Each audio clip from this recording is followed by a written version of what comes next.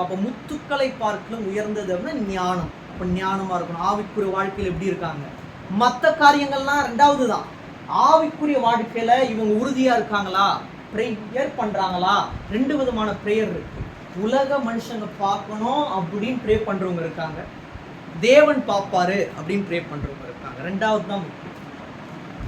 தேவன் பார்க்கறாரு, அதனால உள்ளத்துல இருந்து நம்ம ப்ரேயர் பண்ணணும். மாம்சத்துல ப்ரேயர் பண்றவங்க ஏதோ அவங்களெல்லாம் இம்ப்ரெஸ் பண்ணணும்னு பண்ணுவாங்க, அது கிடையாது. தேவன் பார்க்கணும். நம்ம ஜபம் பண்ணா தேவன் கேட்கணும். எசப்பா, என்னோட வாழ்க்கைய இவ்வாறு ஆரம்பிக்க போறேன், எனக்கு எந்த அறிவும் ஞானமும் இல்லைப்பா, எனக்கு அறிவு ஞானத்தை நீங்க தாங்க. ஒரு ஸ்டெப்பும் உங்களை முன்னாடி வச்சு தான் நான் நடக்கணும். நீங்களே என்னோட வாழ்க்கையை நடத்தணும். நான் மாம்சத்துல எந்த ஒரு காரியத்தையும் துணிகரமா செய்யக்கூடாது. நீங்களே எனக்கு துணையா இருந்து ஒரு ஸ்டெப்பை என்னை அற்புதம் வழிநடத்துங்கப்பா. நீங்க கேட்க கேட்க கேட்க உங்களோட வாழ்க்கையில் உலக மனுஷங்க என்ன பேசினாலும் அதை டைவர்ட் பண்ணி உங்களை அற்புதமான நித்தியமாய் நடத்த தேவன் வல்லவராக இருக்கிற நம்புகிற மாத்திர கைகளை